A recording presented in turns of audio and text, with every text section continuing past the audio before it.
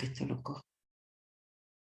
Bueno, buenas tardes, bienvenidos a todos, a todas y a Gorka. Muchísimas gracias por estar aquí. Estamos en el foro de español de ACTO. ACTO es una organización a nivel internacional de escuelas de coaching que lo que hacemos es llevar o intentar llevar a todos los rincones del mundo un apoyo a las escuelas de coaching que haya desperdigadas por ahí que no, y sobre todo las que no están dentro de ICF. Así que Gorka, buenas tardes. Buenas tardes, Virginia, y muchas gracias a vosotros por la invitación y por la oportunidad. Gorka es español, ahora me estaba diciendo que aunque vive en Cataluña, en Lérida en particular, él es de Bilbao y los de Bilbao nacen donde les da la gana porque son vascos. Y bueno, lo más importante de Gorka, luego tú nos cuentas un poquito más, es que has hecho un doctorado sobre coaching, sobre cómo funciona sobre todo el coaching no directivo, el efecto que tiene en la creatividad y cómo has utilizado una metodología muy curiosa, ¿no? Y de todo eso me imagino que es de lo que nos vas a hablar. Entonces, bueno, yo lo único que te has educado, empezaste, ¿no? Estudiando pedagogía por la rama de música, eres músico, tienes el doctorado, al menos un doctorado en esto, en el coaching.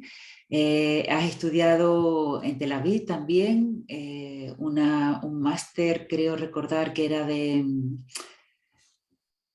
Sí, de especialización pedagógica también, sí. Sí, bueno, que eres un estudioso, que eres te encanta experimentar, te encanta investigar y lo que nos vas a traer es algo tuyo, que a nosotros nos parece súper valioso y además eres MSC dentro de ICF, eres coach certificado dentro de ICF y además das clases en la Universidad de Lérida y eres la persona que lleva todos los másteres Ay, espérate, que es que me están diciendo como les mandé el otro enlace. Mm, Perdona. Ningún problema. Bueno, pues te dejo a ti que nos cuentes todo lo que nos tengas que contar mejor. Gracias, Virginia. Necesitaría que me permitieras compartir la pantalla para... Me gustaría utilizar una presentación para hacer un poco más llevadero, ya que vamos a hablar de algunos aspectos técnicos y si no, sería un Aquí poco tienes. genial. Muchísimas gracias.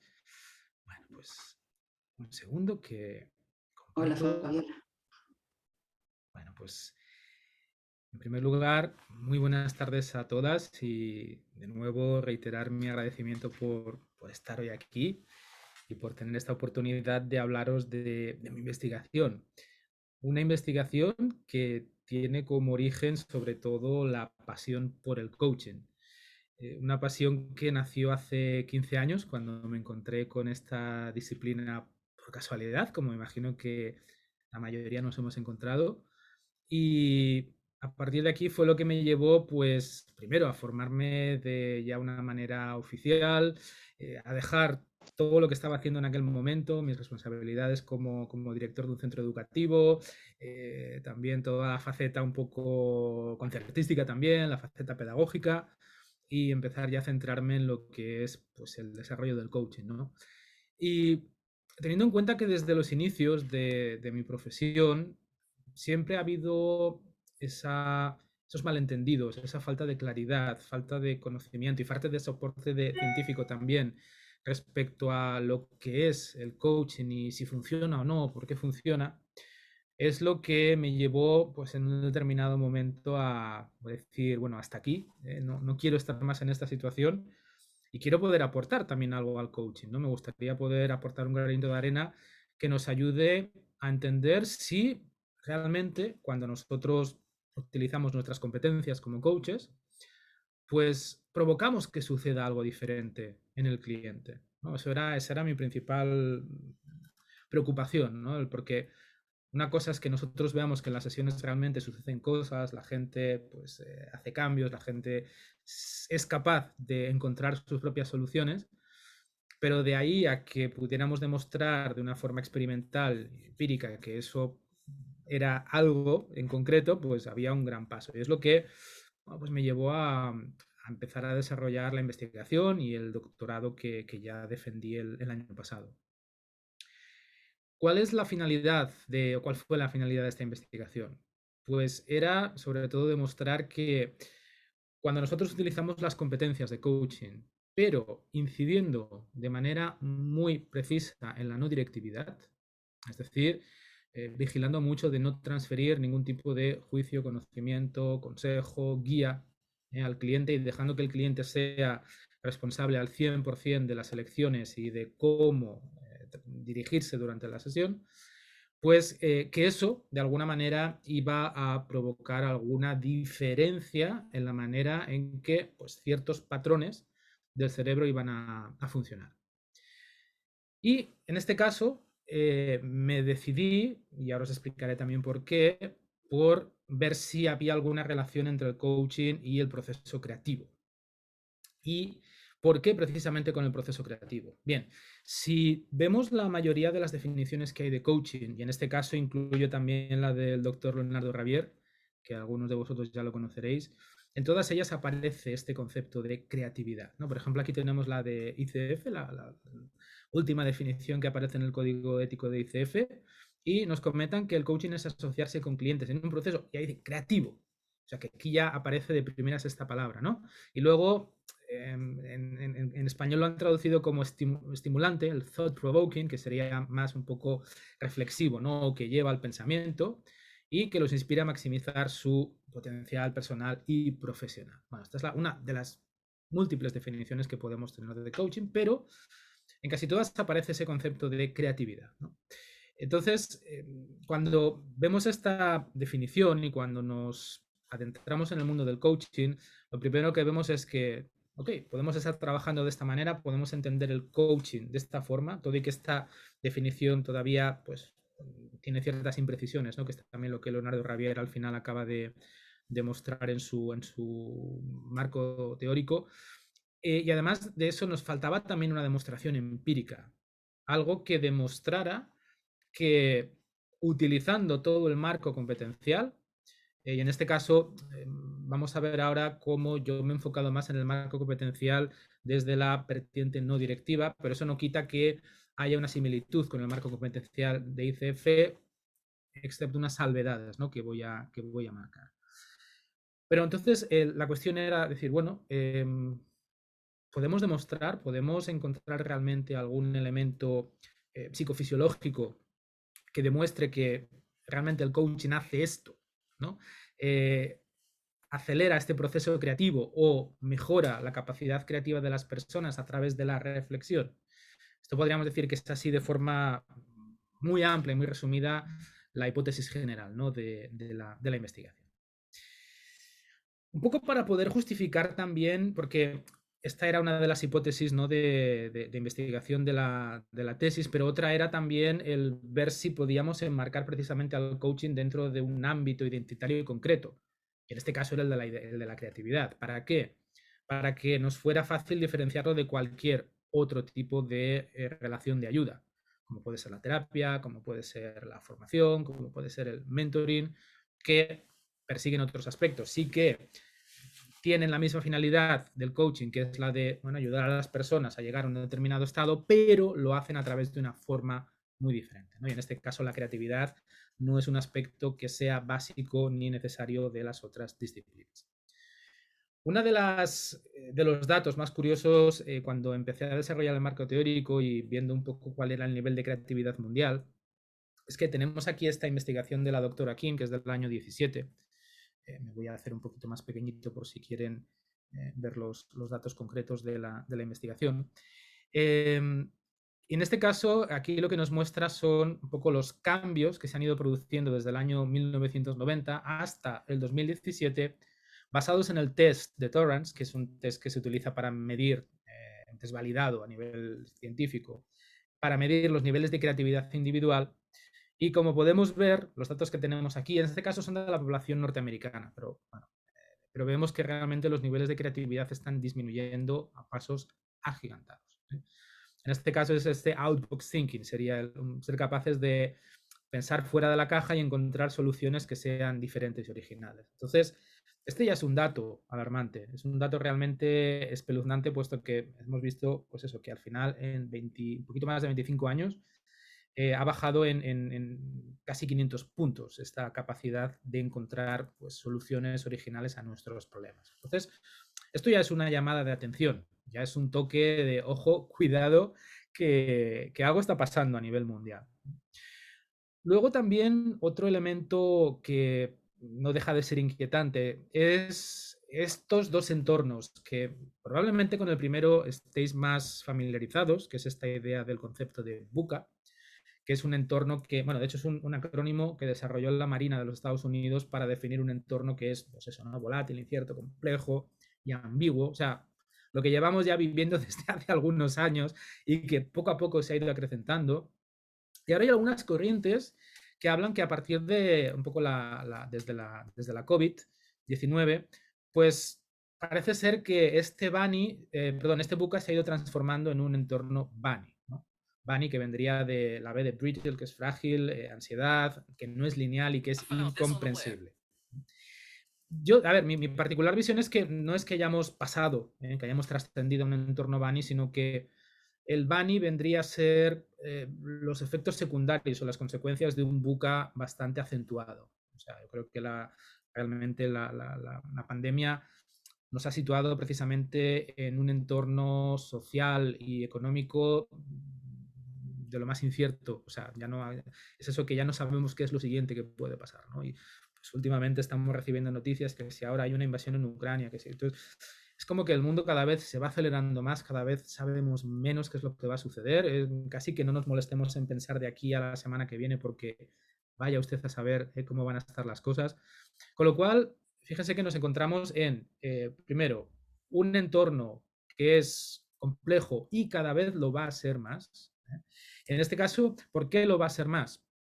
Bien, porque precisamente los avances tecnológicos lo que van a producir, y esto es lo que, por ejemplo, Ray Kurzweil en su libro sobre la singularidad, ¿no? Nos habla de cómo precisamente la tecnología crece de una forma exponencial, ¿no? No es lineal, sino que cada año que pasa se avanza más rápido. Esto hace también, pues, que tengamos más información, que nos resulte más difícil gestionar toda esa información, y esto cada vez se va a ir acrecentando. O sea que este entorno VUCA-BANI que estamos experimentando ahora en toda su explosión, bueno, pues seamos conscientes de que lo más probable es que, bueno, ya está aquí, ya se va a quedar, o sea, no hay una forma de volver atrás, pero es que incluso nos vamos a encontrar cada vez más en esta inmediatez, en esta incertidumbre, en esta necesidad de estar constantemente, pues, solucionando problemas de forma inmediata. ¿Qué sucede? Bueno, pues que precisamente este entorno es un entorno que requiere del ser humano para poder realmente navegarlo con cierto éxito, requiere de la creatividad. Y esto es algo que la mayoría de los científicos, desde el ámbito de la psicología, estudios que se han hecho también a nivel empresarial, la competencia número uno transversal que se considera que es esencial para poder ahora y en el futuro mantenernos en una situación lo más aceptable posible es precisamente la creatividad. Pero acabamos de ver que el ser humano a nivel creativo está en un entorno de disminución. Con lo cual nos encontramos aquí en lo que yo he llamado una divergencia discapacitante. Es decir, que estamos yendo en direcciones contrarias, la tecnología, el mundo cada vez va a requerir más creatividad y el ser humano cada vez parece ser que tiene menos creatividad, con lo cual vamos a llegar a un momento en el que nos va a resultar muy difícil poder gestionar y poder sobrevivir a el mundo futuro que nos espera. Con lo cual, a simple vista parece que el panorama es poco halagüeño y casi que es terrible, ¿no? Es como que siento que a estas horas del mediodía os haya traído tantas malas noticias, espero que no se os corte la digestión, pero lo bueno es que, bueno, hay buenas perspectivas, es decir, en este caso, precisamente nuestra profesión es lo que nos puede ayudar a cambiar esto. En ese sentido, una de las conclusiones principales de la investigación, una vez demostrado, ¿no?, que el coaching, como veremos ahora, sí que tiene esta capacidad de poder incrementar estos procesos creativos en el ser humano, pues evidentemente las buenas noticias es que aumentando la forma en la que el coaching se está utilizando tanto a nivel organizacional como a nivel educativo, que es algo que todavía es muy residual, realmente podríamos ayudar a que estos niveles de creatividad pudieran volver a regenerarse. Y por lo tanto, pues también tener personas más capaces en el mundo y por lo tanto con más posibilidades de ser felices en un entorno tan complejo como el que estamos viviendo. Estoy hablando de la creatividad desde el principio de esta charla y claro, sería como en coaching siempre es importante hacer, ¿no? El redefinir los conceptos. Es una cosa que nosotros con los clientes estamos haciendo siempre, ¿no? Oye, es que soy muy honesto. ¿Qué es para ti ser honesto, ¿no? Es algo que es esencial para poder generar más conocimiento. Bien, pues evidentemente durante la construcción del marco teórico de la tesis, pues las definiciones de creatividad que tuve que leer fueron pues innumerables, pero hubo una que me llamó poderosamente la atención, precisamente por la gran similitud que tiene con lo que nosotros hacemos en la sesión de coaching con nuestros clientes. Y esta definición la aportan Cuneus y Bittman, que son dos de los investigadores en cuanto a creatividad, insight y neurociencia más importantes que hay en la actualidad. Son pioneros desde hace ya 20-30 años en este ámbito de investigación y tienen un libro que les recomiendo encarecidamente que se llama Eureka. Lo han escrito los dos, es de este año del 2015 y precisamente en este libro, bueno, ellos explican de forma más o menos divulgativa todos estos resultados, ¿no?, que llevan pues investigando sobre la creatividad durante tantos años. Ellos dan una definición de la creatividad que es esta que he puesto aquí, que es la habilidad de reinterpretar algo reduciéndolo a sus elementos y combinando de nuevo estos elementos de una forma sorprendente para conseguir un objetivo. Fijaros que esto es precisamente lo que nosotros hacemos con nuestros clientes en una sesión, o mejor dicho, lo que los clientes hacen con este caso nuestro acompañamiento en una sesión. Es decir, el cliente al final lo que quiere es conseguir un objetivo, ¿no? Es su principal función durante el proceso y durante la sesión. Y aquí, con nuestras competencias, al final lo que estamos facilitando es que ese cliente consiga reinterpretar esa situación, consiga entender, consiga reducir un poco esa bola tan grande que tiene de esa situación en elementos más comprensibles. Y luego al final eso lo que hace es que él pueda, de alguna manera, su cerebro los reubique, los reconstruya para encontrar esas soluciones sorprendentes, esos momentos de eureka, de ajá, que todos habréis experimentado con vuestros clientes en las sesiones, ¿no? De repente, pues todas esas ideas que van surgiendo. Entonces, cuando leí esta definición, me emocioné porque de alguna manera vi que lo que ellos estaban aquí definiendo pues es ese proceso, ¿no?, que nosotros realizamos sesión tras sesión con nuestros clientes. Entonces, cuando hablamos de creatividad nos referimos a esto. Y otra frase, fijaros, de John Cuneus, ¿no?, también, que nos dice que, o sea, muchas veces lo que estamos nosotros buscando para ser creativos son estrategias mentales. Y como ejemplo, la cantidad de libros y de herramientas que tenemos para ser creativos, ¿no? Pero lo que nos viene a decir Cuneus, y de nuevo refuerza más todavía la importancia del coaching, es que precisamente la creatividad no son estrategias mentales, sino que la creatividad consiste en alcanzar un estado mental determinado. Y precisamente es ese estado mental el que nosotros estamos buscando desarrollar con nuestros clientes. Llevarlos durante las sesiones a un estado en el cual su creatividad empiece a fluir, pero también que luego ellos, en el futuro, sean autónomos para generar ese estado mental, que les lleve a poder sacar y extraer todas esas nuevas ideas. Algún aspecto más sobre la creatividad. Esto ya sería poniendo en común pues, las diferentes definiciones, ¿no?, que he ido buscando a lo largo de los años. Pensad que, aunque pueda parecer novedoso, dentro del ámbito de la investigación, la creatividad se lleva ya investigando desde principios del siglo XX. Ya hay investigadores en esos momentos que ya empiezan a ver la importancia. Y, bueno, hay pues, muchísimas definiciones, pero analizando un poco todas las definiciones, al final la mayoría de ellas van a caer a la misma dirección, ¿no? Y es que al final cuando hablamos de creatividad estamos hablando de novedad, de conseguir encontrar una solución novedosa que sea útil, evidentemente, porque si yo descubro algo pero eso no sirve para nada, pues bueno, puede ser divertido, pero no nos va a aportar mucho. Y también el hecho de que eso que descubramos o ese problema que solucionemos tiene que tener detrás un respaldo ético, es decir, tiene que tener una buena intención. Y eso es algo que nosotros también pues reforzamos muchísimo con nuestros clientes. O sea, nosotros solamente trabajamos con objetivos que van a ser pues éticos y ecológicos, ¿no? O sea, que nos aseguramos siempre que no vayan a dañar ni a nada ni a nadie, incluido el propio cliente. Entonces, bueno, un poquito para que vayamos viendo, ¿no? Cómo realmente al final el coaching tiene una relación absolutamente directa con el fenómeno creativo, porque al final también lo que el cliente está buscando es conseguir un objetivo, pero a base de encontrar soluciones, ideas que sean nuevas o al menos nuevas en ese contexto que está experimentando, que le sirvan, por eso luego hay esa fase de acción, ¿no? Si no hay la acción no se puede comprobar, y siempre con esa buena intención y con esa finalidad de hacer el bien, ¿no? Entonces, como os comentaba antes, como hipótesis, evidentemente no es esta la forma. Ya, luego, cuando acabemos la sesión, os voy a aportar dos links. Un link que es para que podáis descargar el artículo que se publicó en Frontiers, en Education in Neuroscience, que es una revista de investigación. Publicamos un artículo precisamente que era un resumen de toda la tesis, ¿sí? Y luego también os voy a dar el enlace para que podáis descargar la tesis entera, que allí tenéis, bueno, pues toda la información y está evidentemente más completo. Pero bueno, lo que me refería es que evidentemente la hipótesis no está planteada de esta forma tan sencilla, pero para simplificar, al final la idea o lo que se pretendía demostrar con esta investigación es que, bueno, pues con el proceso de coaching, al final lo que vamos a conseguir es potenciar precisamente los mecanismos creativos del ser humano.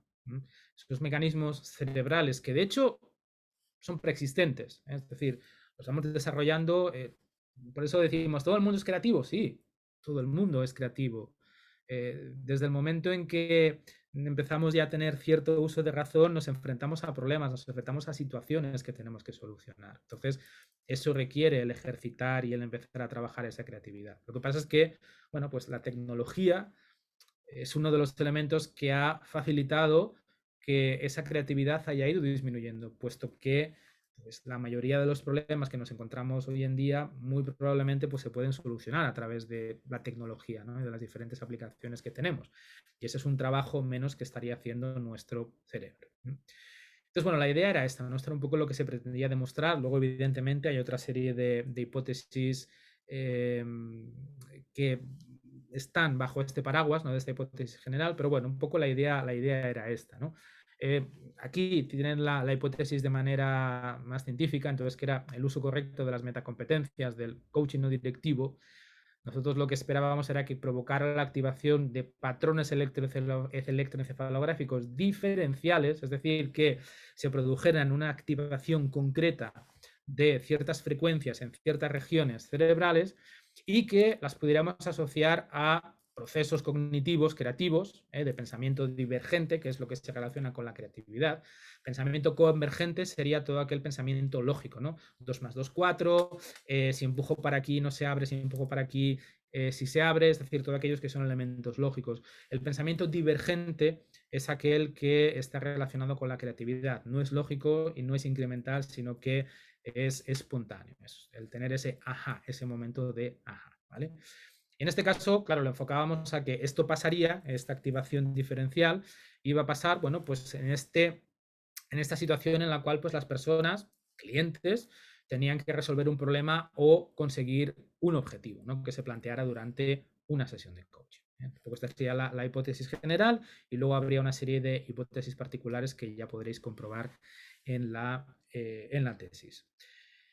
En cuanto al modelo competencial, en este caso preferí optar por lo que eran las metacompetencias del coaching no directivo, que es un poco la base teórica que también el doctor Leonardo Ravier muestra en su tesis. y que, de hecho, pues, ¿por qué las llamamos metacompetencias? Bueno, pues porque de alguna manera una metacompetencia es aquella competencia que en sí puede generar más competencias, ¿no? O sea, que sería como una especie de gran competencia que en ella incluye otras diferentes competencias. Entonces, en este caso, este modelo de metacompetencias de la aproximación no directiva o de no transferencia tendría evidentemente una base no directiva, es decir, velar por una absoluta no transferencia ni de contenido ni de juicio hacia el cliente. Luego la competencia estructural Grow, que luego hablaremos un poco más de ella. También la idea de la percepción fenomenológica, es decir, una escucha activa que esté basada precisamente en una suspensión total del conocimiento y del juicio para poder observar bien. Los reflejos, la devolución al cliente de forma fiel y exacta de aquello que ha dicho y, evidentemente, las preguntas enfocadas.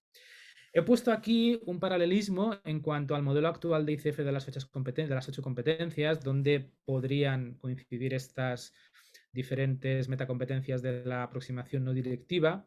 Lo único que tendríamos que habría dos salvedades, ¿no? Que serían en la competencia 7 y en la competencia 8. Si están familiarizados con el modelo competencial de ICF, en esas dos competencias hay uno de los indicadores que nos dice que el coach puede compartir observaciones, intuiciones.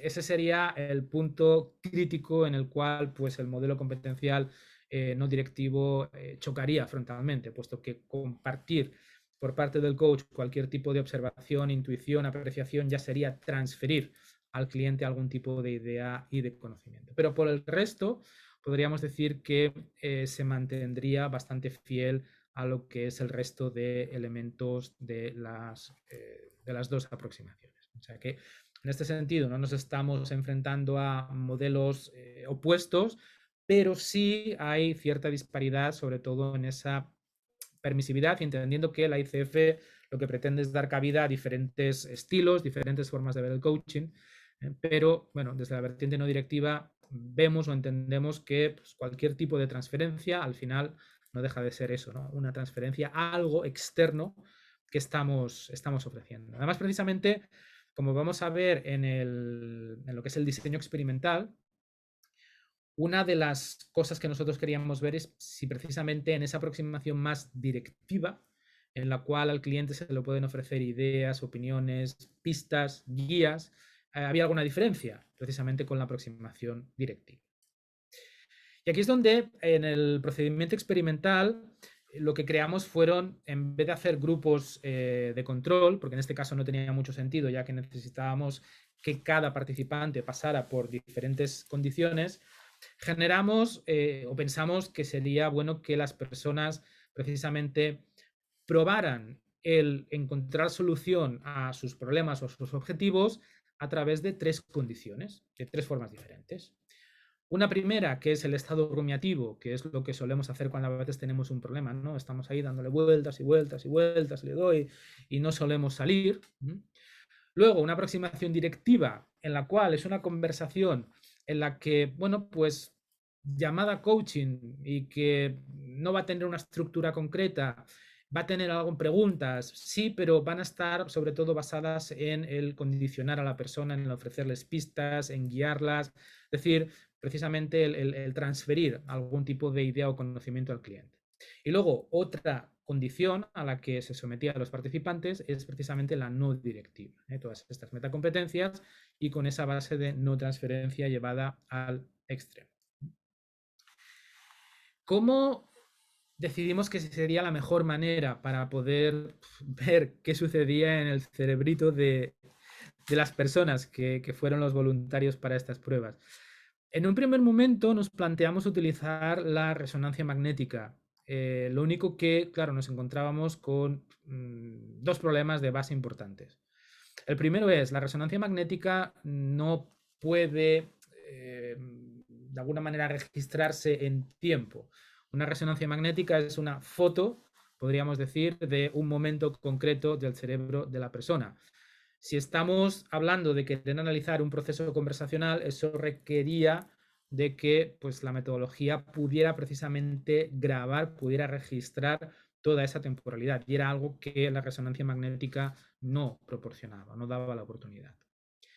Pero por otra parte también la resonancia magnética tiene la limitación de que la persona tiene que estar en absoluta quietud, no puede ni hablar. Entonces, claro, es algo que es inviable con una sesión de coaching, ¿no? Porque necesitamos que las personas hablen, respondan y manifiesten, incluso puedan moverse un poquito. Entonces, desestimamos inmediatamente la resonancia magnética y, bueno, pues buscando también vimos al final que la electroencefalografía podía ser una forma que, uno, a nivel temporal era muy exacta, dos, sí que nos permitía también tener cierta precisión a nivel regional, y tres, bueno, pues nos permitía también observar lo que era el neocórtex, ¿no? Que, bueno, pues ahí es donde en teoría pues se producen algunos de esos procesos creativos. Sí es cierto que también en cuanto al uso del casco electroencefalográfico hay que tener mucho cuidado, la gente no se puede mover mucho y hay que luego en el análisis eliminar bastantes artefactos, bastantes cosas que surgen por el tragar, por el pestañeo, pero bueno, eso luego ya se hace de forma informática, se tratan esos datos. Entonces lo que hacíamos era, bueno, pues las personas venían al experimento, elegimos, fueron 16 participantes al final los que participaron en todo el estudio y elegimos personas que iban desde los 25 hasta los 65 años, es decir, la edad laboral, más o menos, ¿sí? Desde que uno acaba el máster aproximadamente hasta que en teoría se jubilaba, ahora ya nos tocará un poco más tarde, pero bueno, por lo menos hasta los 65. Y además eran personas que tenían todas cargos directivos, ¿eh? O sea, se buscaban, eran personas que tuvieran que estar en su día a día pues enfrentándose a resolver dificultades y problemas. Y otro requisito también era que evidentemente no hubieran tenido nunca contacto con el coaching. Evidentemente que no hubieran tenido ninguna sesión ni ningún proceso, pero que además tampoco supieran muy bien qué es eso del coaching, ¿vale? Era otro de los requisitos imprescindibles para ser parte de la muestra. Cuando los participantes llegaban, pues bueno, se les colocaba el casco de electroencefalografía, se les daban las directrices, se les daba también un teclado, ¿vale? Y ahora os explicaré para qué, porque tenían que marcar ciertas cosas. Se grababa en vídeo para luego poder analizar qué competencias había utilizado en cada momento, etcétera, etcétera. Y evidentemente también se les dio una hoja para que se autoevaluaran después de cada prueba en cuanto a sus niveles de creatividad. Lo que sí que era completamente aleatorio era el orden en el que ellos podían tratar los tres objetivos que traían. O sea, en este caso siempre les decía, bueno, ahora, ¿qué objetivo, qué problema quieres tratar? Y ellos elegían. En este caso, el orden de las pruebas o de las condiciones siempre era primero rumiación, segundo directivo, tercero no directivo. ¿Por qué? Alguna vez, incluso algún revisor, pues hizo el comentario, ¿no? De que igual tendríamos que haber dejado que fuera el cliente el que aleatoriamente eligiera de qué forma quería abordar primero. Pero nosotros esto lo pensamos bien y de hecho elegimos primero, o sea, elegimos este orden porque este orden suponía que no podía haber un aprendizaje por parte del cliente. Porque si primero empieza con el rumiativo, en el cual no hay ningún tipo de interacción, es la persona sola pensando, ahí no interferimos y no le podemos enseñar nada.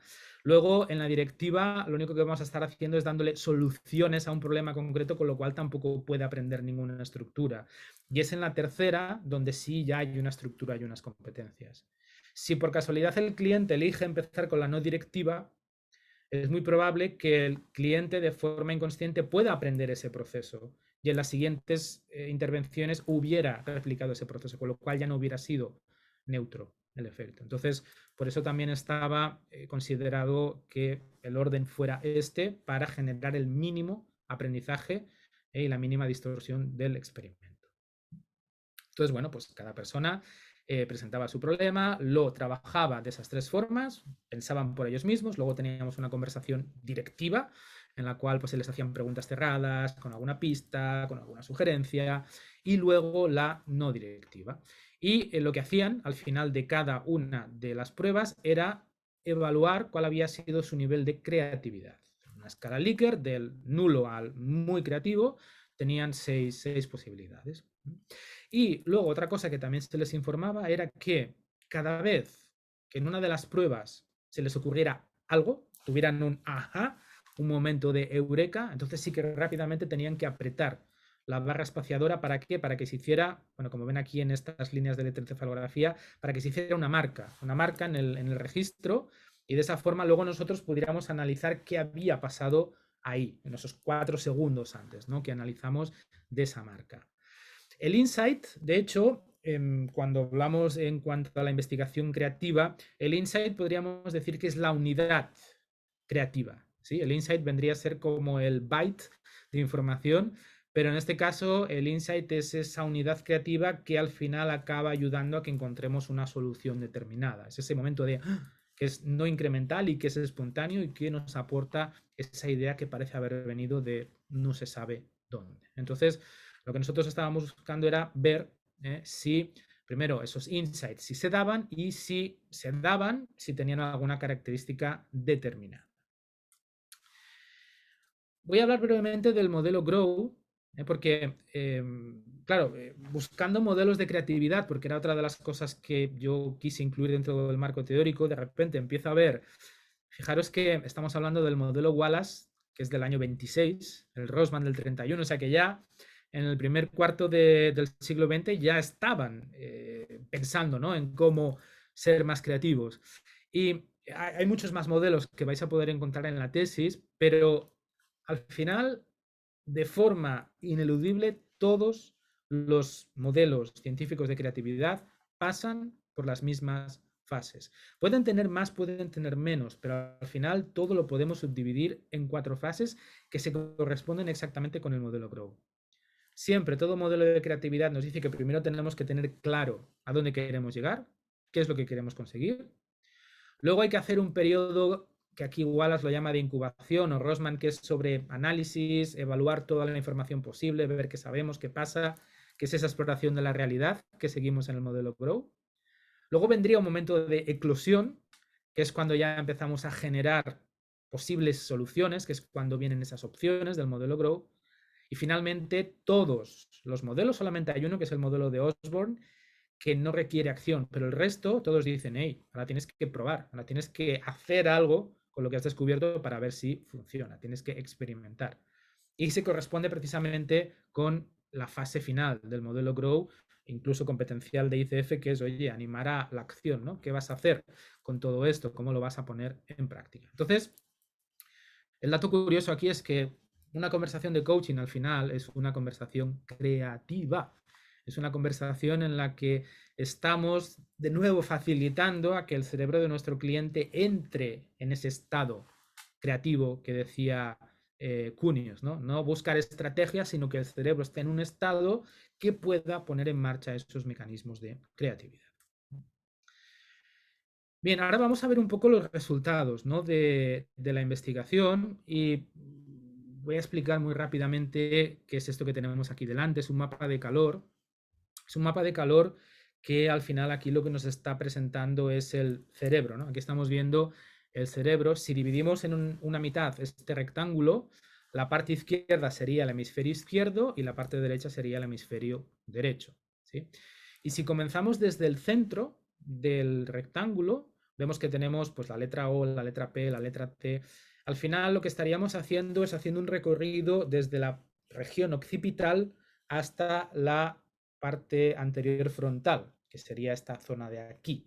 Con lo cual, aquí lo que estamos viendo es en los dos hemisferios este recorrido desde el centro del recuadro, desde la parte trasera, pasando por temporal, parietal, frontal central, frontales y anterior frontal. Como decía, hemisferio izquierdo y hemisferio derecho. Y luego, en el eje vertical, lo que tenemos son las diferentes frecuencias eléctricas, potencias eléctricas a las que vibra nuestro cerebro según las actividades que esté realizando. Tenemos desde las más lentas, que es la teta, que es la que está abajo del todo, hasta la vibración más alta, la frecuencia más alta, que es la gamma, pasando por alfa, pasando por beta. Entonces, esto que tenemos aquí, este mapa de calor, funciona de la siguiente manera. Seguramente ya lo conocéis, pero por si acaso, generalmente cuando estamos viendo un tono oscuro, azul oscuro, morado, es un indicativo de que no haya actividad en esa región cerebral y en esa frecuencia determinada. Cuanto más vivo va siendo el color y ya va pasando pues un poco más lila, naranja, hasta llegar al amarillo, es cuando hay un indicador de actividad importante, siendo el amarillo el máximo nivel de actividad que podemos encontrar. Entonces, si nos fijamos en los tres rectángulos, siendo el de arriba la primera condición, la rumiativa, el del medio, la segunda condición, la directiva, y el de abajo del todo, la tercera condición, la no directiva, podemos ver que el primero y el segundo son prácticamente iguales, solamente se registra algo de actividad en la parte anterior frontal, ¿vale? Pero que además es en esta frecuencia Z y que generalmente suelen ser lo que se llaman artefactos, es decir, que por el pestañeo, con que está muy próximo los ojos a esta zona, a veces el pestañeo influye y genera una frecuencia alta, con lo cual eso se descarta a nivel de análisis, ¿sí? Pero si nos fijamos, si vamos a la tercera condición, ¿qué es lo que vemos?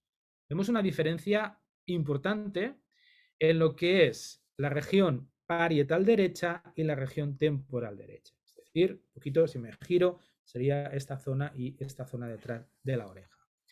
¿Y dónde vemos esa diferencia? Pues la vemos en, en varias frecuencias. Lo vemos en la frecuencia teta, y esto ocurre en las dos regiones.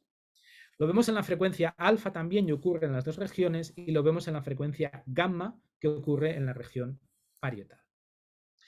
Aunque veamos que aquí que en la región beta, perdón, en la frecuencia beta también hay un nivel importante de actividad, es decir, en este caso de microvoltios, que eso es la medida está en microvoltios, a nivel estadístico no arrojaba una diferencia significativa con las otras dos condiciones, con lo cual pues ahí no pudimos hacer nada más que hacer una interpretación posterior, pero sin una base estadística. Claro, ¿qué significa entonces esta diferencia tan clara que encontramos precisamente en esta región derecha temporal parietal y en esas frecuencias, ¿no? En zeta, alfa y gamma? Pues ahora os los voy a explicar, pero claro, cuando yo empecé a ver estas diferencias fue como, wow, aquí está pasando algo, pero ¿quiere decir algo esto? ¿Tendrá algún significado o es casualidad, ¿no? que esto haya pasado?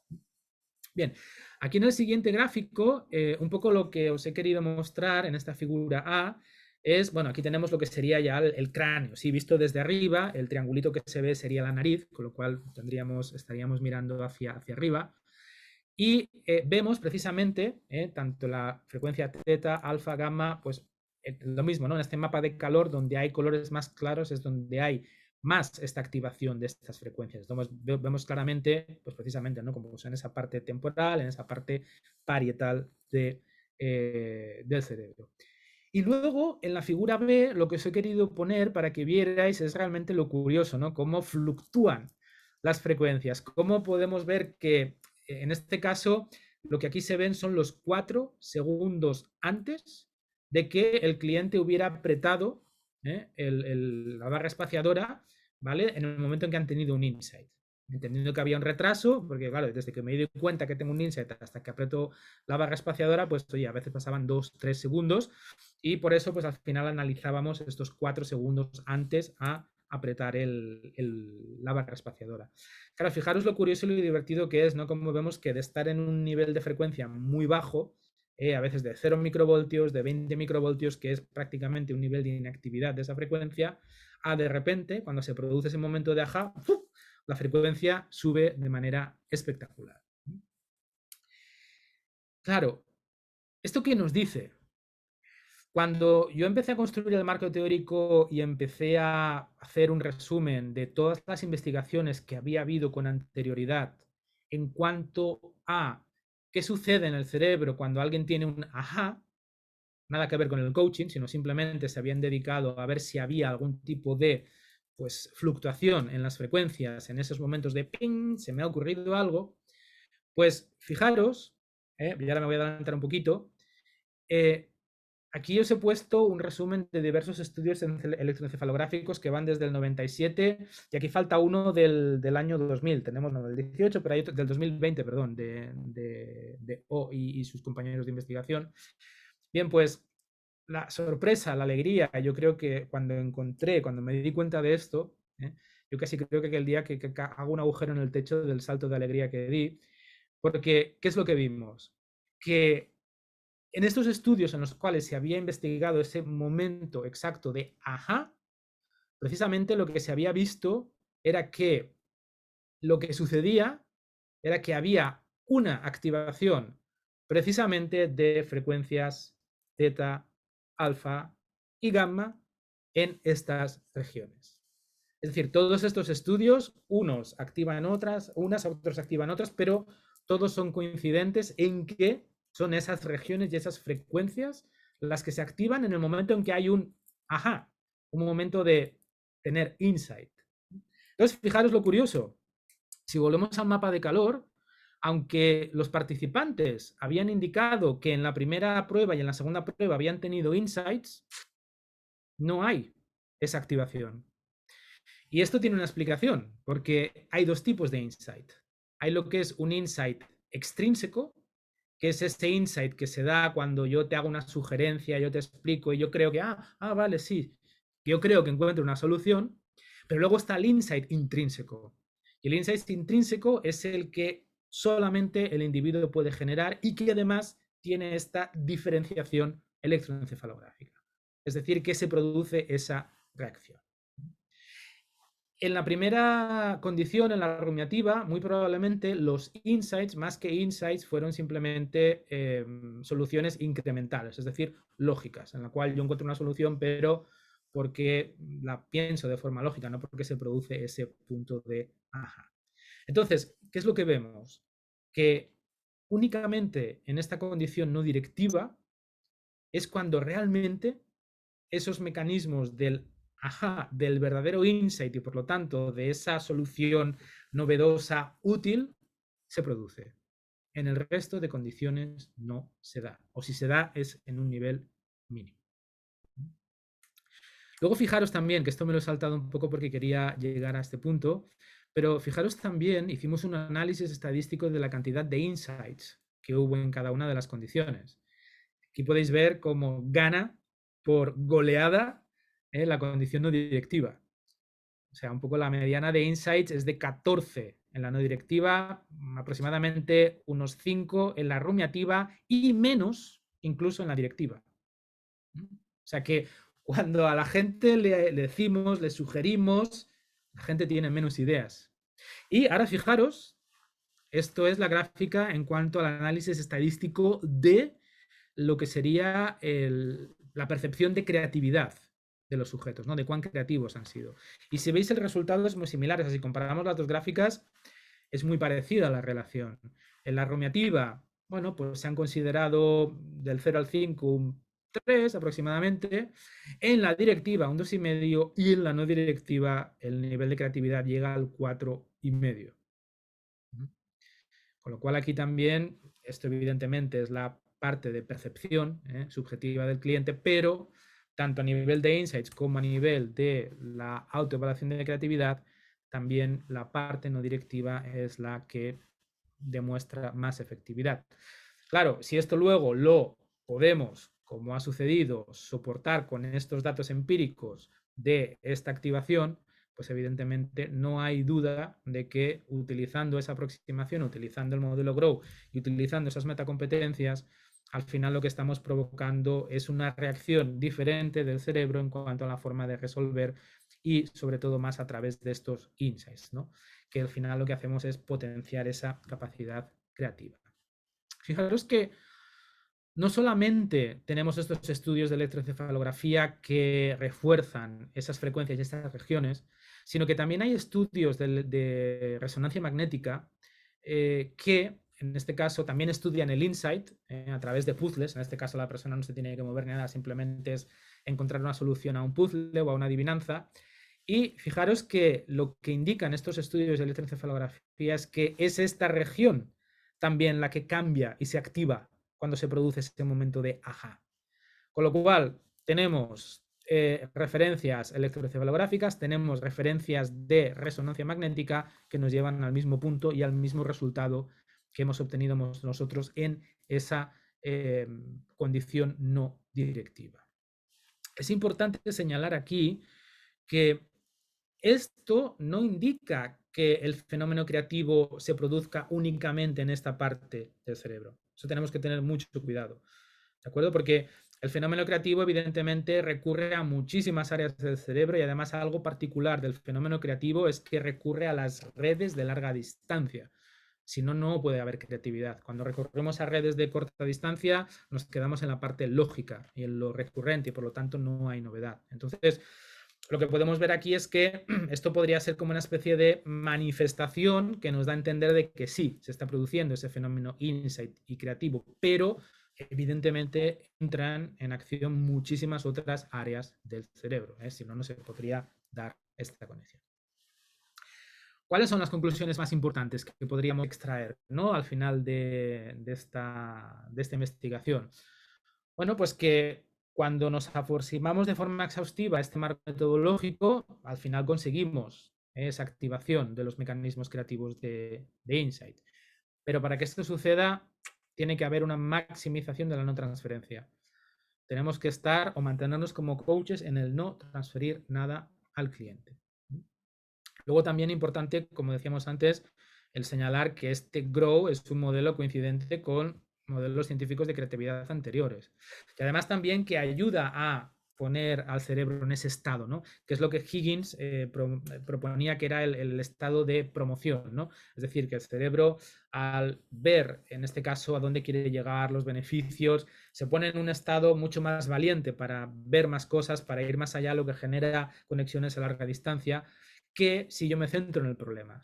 Que es, por ejemplo, lo que puede pasar en el estado de rumiación, ¿no? Yo me centro en juegos que no me sales, que tengo, me centro ahí, y en este caso el cerebro se pone en un estado de prevención y esto hace que únicamente recurramos a redes neuronales de corta distancia, por lo tanto, pues evidentemente no llegamos a tener esa capacidad creativa, ¿eh? Luego, otro aspecto interesante que ahora aquí no hay tiempo para profundizar en él, pero también es curioso cómo al final deducimos cómo la pregunta y el reflejo, como elementos competenciales, son elementos que ayudan a que la persona pueda acceder a niveles no aparentes de información. Es decir, que pueda acceder sobre todo a esa región temporal, que es donde se suele almacenar información desde la parte verbal sobre todo, pero que no era aparente. Y eso le ayuda a poder encontrar, pues, nuevas ideas, ¿no? Entonces eso es muy interesante.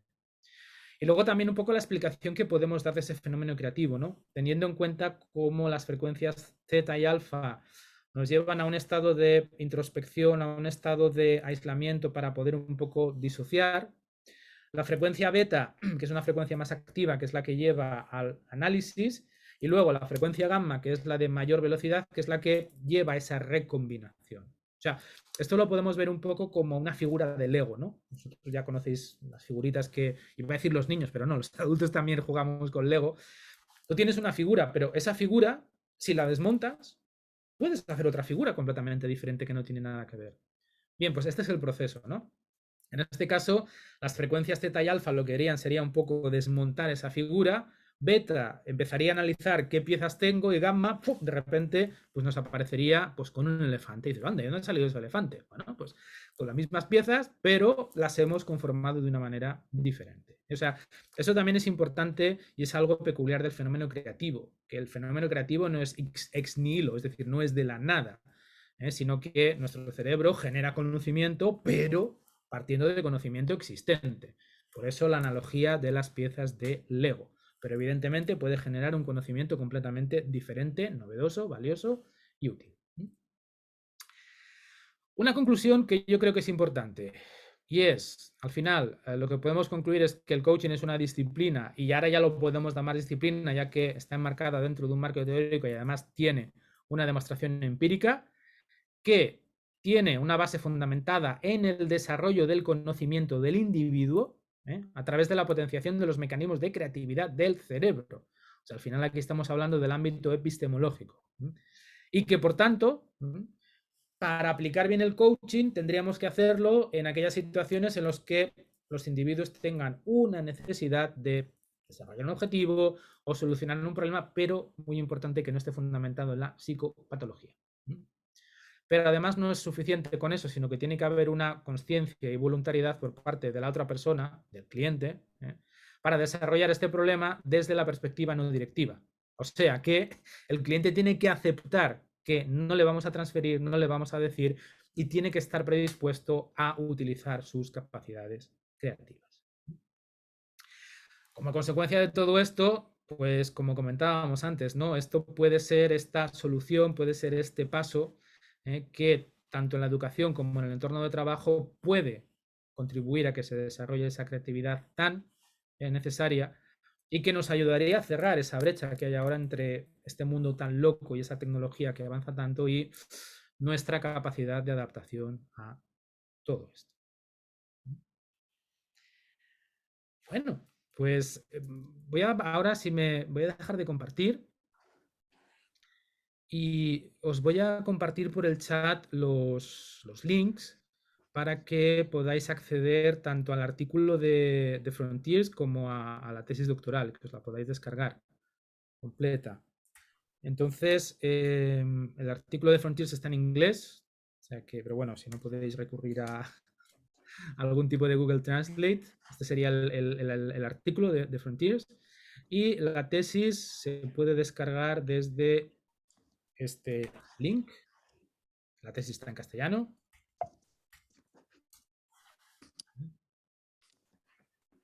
Y ahora, bueno, pues tenemos tiempo para algunas preguntas, Virginia. Sí, muchísimas gracias, súper interesante. Una pregunta, yo estaba buscando, yo tengo tu tesis, pero en algún momento encontré unas slides que tenías de toda la tesis y no las he vuelto a encontrar. ¿Las has descolgado? ¿No las puedes compartir? Sí, a ver. Te refieres a lo que es la presentación, ¿no? Sí, De la defensa en sí, sí. sí, pero no las volví a Eh, encontrar. es que de hecho no sé dónde las buscaste porque nunca las he llegado a colgar. Ah, pues yo no sé por qué las vi en algún momento. Nunca las he llegado a colgar, pero voy a tratar de compartirlas ahora por el chat, a ver si carga, porque Es que se nota muchísimo que eres pedagogo porque explicas con una sencillez y tan llevado a tierra que es súper fácil seguirte y entender cosas que son complejas. Por lo menos es lo que mi percepción. os acabo de poner ahora está a punto de cargarse ya la presentación, ¿vale? Vale, Pues oye, te lo fíjate, agradezco. Virginia, que esto es algo que tengo que agradecer a una profesora de historia que tuve en EGB Ajá. y que yo creo que ella fue capaz de detectar desde mi infancia esa facilidad, ¿no? Yo recuerdo claramente un día en clase que esta profesora le dijo a los alumnos, ¿veis? Gorka no se aprende las cosas de memoria, Gorka tiene la capacidad de explicarlas, ¿no? Y yo creo que eso, pues mira, lo detectó y es algo que al final he sabido aprovechar y bueno, pues sí, Pues me gracias gusta. a esa profesora también desde aquí. Sí, sí, sí, son de esas profesoras que, bueno, pues sabían detectar talentos, ¿no? Y al final Qué eso, bueno. pues, finalmente ayuda. Pues si Y en tienen fin, preguntas. creo que ya se ha subido la presentación, la podéis Sí. descargar.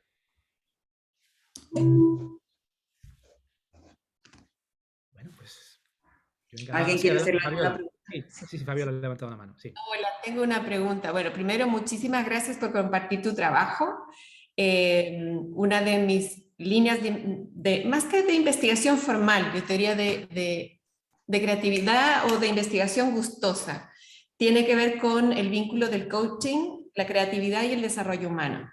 Y quisiera preguntarte sobre qué modelo neurocientífico está basada tu investigación, porque a mí me ha pasado que en el transcurso de al menos los últimos 20, 15 años, lo que se ha concebido como la estructura fisiológica del cerebro ha ido variando tanto que me ha pasado que he estado ya a punto de llegar a una conclusión y de pronto dicen los científicos no, ese modelo ya está obsoleto, no sirve. Entonces sí me gustaría saber en qué modelo estás basando esto porque lo encuentro muy valioso. Claro, precisamente en el modelo más reciente, que es el de las redes, el de las conexiones de larga distancia, que es el que hasta este momento se mantiene y se está realmente pues, verificando, ¿no? Precisamente por eso quería aclarar, ¿no? Que ha habido veces, pero es que tú estás hablando y ahora ya esto del hemisferio... No estamos aquí implicando que el proceso creativo únicamente, que además es otra de esas leyendas urbanas que se ha desmontado, ¿no? Este hemisferio derecho, hemisferio izquierdo, No, ahora ya sabemos que los dos colaboran, funcionan y no pueden estar el uno sin el otro, lo que a veces sí es cierto que uno tiene que pues, rebajar un poco su intensidad para que el otro active, ¿no? Pero por eso la idea era que, ojo, aquí estamos mostrando esta activación, pero eso no implica que el fenómeno creativo sea solo esto. Evidentemente hay muchísimas más regiones del cerebro que participan, pero las visibles, aquello que podemos detectar y lo que nos indica que el insight se está produciendo es eso, ¿no? Entonces, sobre todo sí, entiendo porque incluso también he tenido alguna discusión con algún colega, ¿no? Y precisamente pues hay que clarificar mucho, ¿no? Que es lo que tú dices. Por eso todo lo que es el cerebro triuno, todo eso ya está completamente desechado, ya no sirve para nada, ya, pero todavía se sigue enseñando en muchas escuelas de coaching, ¿eh? Absolutamente. Entonces, me encantaría saber qué autor me recomiendas como referencia para poder tener esta visión más actualizada, porque también siento que ha habido una manipulación excesiva de hablar de coaching en neurociencias. Muy. Entonces, por eso, mirando tu trabajo, realmente me interesa profundizar más y me encantaría si puedes dar una referencia. Claro que sí. Yo soy realmente, os sigo muchísimo a una neurocientífica que ahora os voy a dar incluso, es un libro muy sencillo, o sea, pero que además tiene muchísimas referencias, incluso ella ha elaborado una página web de referencias para profundizar, ¿de acuerdo? Y es Lisa Feldman Barrett. Os lo pongo aquí. A ver que no me equivoque dónde va la Feldman. Feldman Barrett. ¿Vale? Okay. Y tiene muchos artículos y tiene incluso, ha investigado mucho el ámbito neurocientífico de la emoción y tiene un libro demolidor que incluso tira por tierra Goleman y muchas cosas, ¿no? Tiene un libro que se llama 7 lecciones y media sobre el cerebro y es brutal porque yo cuando lo leía decía, no sabemos nada, socorro. Entonces, yo creo que ese puede ser un buen inicio de partida.